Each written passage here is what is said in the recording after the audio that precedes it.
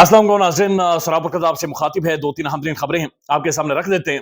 हामिद मीर साहब की एक वीडियो है और ये वीडियो उन्होंने अपने यूट्यूब चैनल पर की हुई है, जहां पर वो बलूचिस्तान के मिसिंग पर्सनस के हवाले से गुफ्तगू कर रहे हैं, बातचीत कर रहे हैं। अब वो वीडियो तकरीबन 1 घंटे की है। वीडियो ठीक ठाक फ्लो के साथ चल रही होती है, लेकिन 52 मिनट और 53 सेकंड के ऊपर आकर एक कट लगता है, एक जंप आता है, एक कट वहां पर, एक टक वहां पर मार दिया गया है। यानी वहां से चंद एक अल्फाज वहां से निकाल लिए गए हैं। अब दिलचस्प बात यह है कि 52 मिनट और 53 सेकंड अभी भी वीडियो यूट्यूब के ऊपर मौजूद है। तकरीबन 3-4 लाख बंदा उसे देख चुका है। बलोचिस्तान के मसाइल को डिटेल में डिस्कस कर रहे हैं कि बलोचिस्तान से मिसिंग पर्सन कैसे होते हैं, बलोचियों के साथ धोखा कैसे किया गया है, बलोचियों को मारा कैसे गया है। बड़ी जबरदस्त एक रिसर्च, जबरदस्त एक बड़ा जबरदस्त काम हामिद मीर साहब ने किया है। लेकिन 52 मिनट 53 सेकंड पर फिर जो कट है, उस कट में हामिद मीर साहब ने दो बंदों के नाम लिए हैं, दो अहम तरीन शख्सियात के नाम लिए हैं, लेकिन वो नाम वहां पर कट लगाकर गायब कर दिए गए हैं। वो नाम क्या लिए हामिद मीर साहब ने, उसका बैकग्राउंड क्या था, वो आपके सामने रख देते हैं। लेकिन उससे पहले जो बैरिस्टर मुनीफ फारूक साहब हैं, जो सारा दिन व्लॉग में बैठकर ये कहते रहते हैं कि सख्ती होगी, तहरीक इंसाफ का लथेड़ा जाएगा, तबाही फैलाई जाएगी, कॉन्सिक्वेंसेज होंगे, वोट देने के भी कॉन्सिक्वेंसेज होंगे। उन्होंने सर्वे किया है, एक पब्लिक सर्वे किया है, और पब्लिक सर्वे में उनके साथ लोगों ने क्या किया है वो भी आपको बताते हैं, और किस तरह से लोगों ने जवाब दिए हैं। बड़े जबरदस्त किस्म के जवाब हैं। और मुनीफ फारूक साहब को अब पता चल गया होगा कि जनाब जहां से सख्ती ज्यादा आ रही है, वहीं पर आगे जो लोग खड़े हैं ये रेजिस्ट कर रहे हैं, ये लोग डिसाइड कर चुके हैं। और ये पाकिस्तानी अवाम इस दफा जिद में आई हुई है कि इनकी जो इज्तमाही सोच है, इनका जो जो बुनियादी तौर पर सेल्फ रेस्पेक्ट है, उसे मजरू किया जा रहा है। लिहाजा ये लोग जिद में आए हुए हैं। लेकिन उससे पहले आपके सामने एक दो ट्वीट्स रख देते हैं। अबूजर सलमान न्याजी, एक बड़े प्रोमिनेंट लॉयर तहरीक इंसाफ के, और खासतौर पर इन्होंने पैगाम दिया है कि तुम काज़ाद नामजदगी मुस्तरद करते करते थक जाओगे, लेकिन हम अदालतों में दरखास्तें दायर करते करते या उनका फॉलो अप करते करते थकेंगे नहीं। तो ये एक बड़ा क्लियर उनकी स्टेटमेंट है। और ये वही अबूजर सलमान न्याजी साहब हैं जिन्होंने लाहौर हाई कोर्ट के अंदर अपना सारा ऑफिस वहां पर शिफ्ट कर दिया है, और ये तकरीबन 20-20 घंटे इसके ऊपर कामकाज करते हैं। यानी चंद घंटे ये सोते हैं। सलमान अकरम राजा साहब हो गए, अबूजर सलमान न्याजी, नहीं पंचोता, इंतजार पंचोता, इमरान खान की जो तमाम तर लीगल टीम है, कई कई घंटे ये काम करते रहते हैं। अब अबूजर सलमान न्याजी साहब ये ट्वीट करते हैं और लिखते हैं, a well known restaurant in Lahore, cafe एलांटो, ji block, where Umar Dar was dining before being picked up.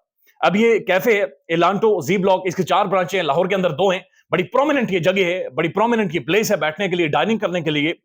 वहां से उमर डार को उठाया गया था, यानी उस्मान डार के बड़े भाई को, और रिहाना डार के बेटे को उठाया गया था ख्वाजा आसिफ का हल्का क्लियर करवाने के लिए, या फिर ख्वाजा आसिफ का जो कंपटीशन है उस्मान डार की वालदा रिहाना डार साहिबा, उनके ऊपर प्रेशर डालने के लिए वहां से उन्हें उठाया गया था। लेकिन हैरानकुन तौर पर अबूजर सलमान न्याजी साहब ये कहते हैं कि कैफे एलांटो की जो इंतजामिया है has refused to provide security camera footage of abduction of Umar डार।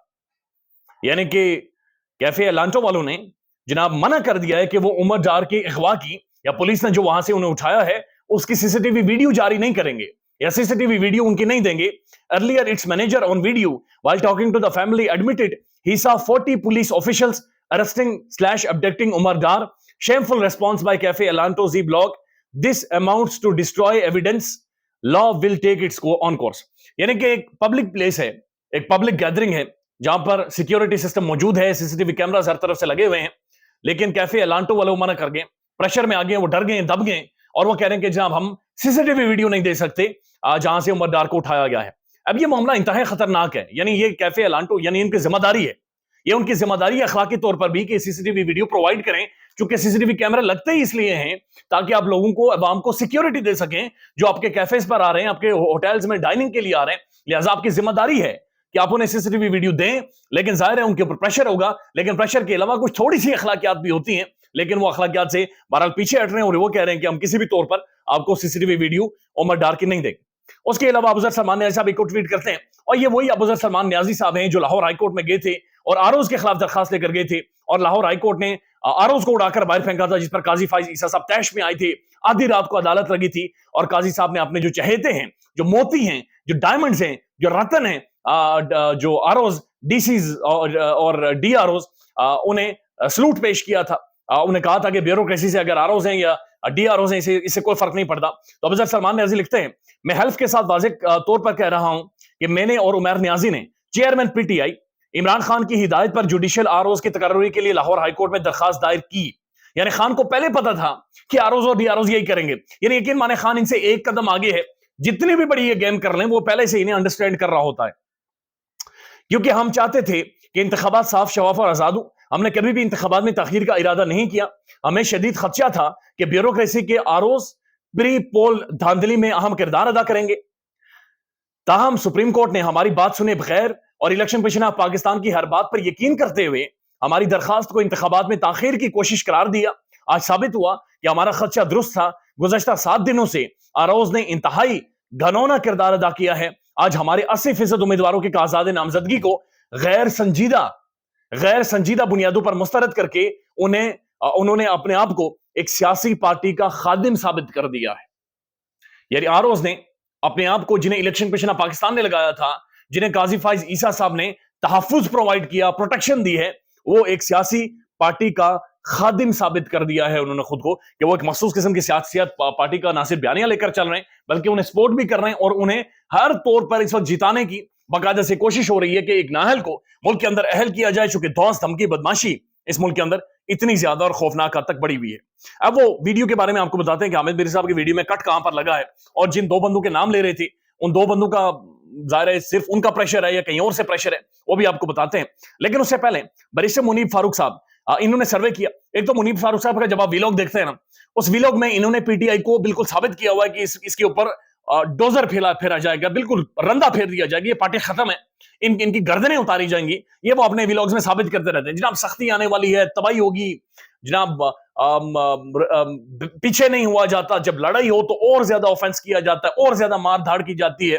لیکن جب یہ پبلک میں جاتے ہیں تو پبلک میں لوگ انہیں بتاتے ہیں کہ ہم تو عمران خان کو ووٹ دیں گے، ہم نے اس عمران خان کو ووٹ دینا ہے جنہوں نے ہمارے بچوں کو کلمہ پڑھنا سکھایا ہے، جو ملک میں ایک سلیبس لے کر آیا، جس نے دنیا بھر میں پاکستان کا اور مسلمانوں کا مقدمہ لڑا ہے.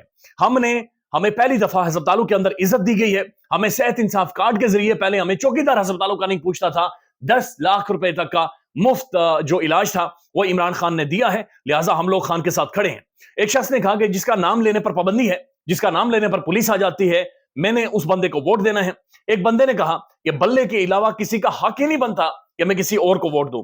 ایک بندے نے کہا کہ ہمارے لیے کینڈیڈیٹ میٹر نہیں کرتا، ہمارے لیے بلہ ہی کینڈیڈیٹ ہے، لہٰذا ہمارا ووٹ عمران خان ہی ہے. ایک بندے نے کہا کہ پوری تیاری ہے، ہر طرح سے ہم لوگ تیار ہو کر بیٹھے ہوئے ہیں، ووٹ کے لیے ہم باہر سے آئے ہیں.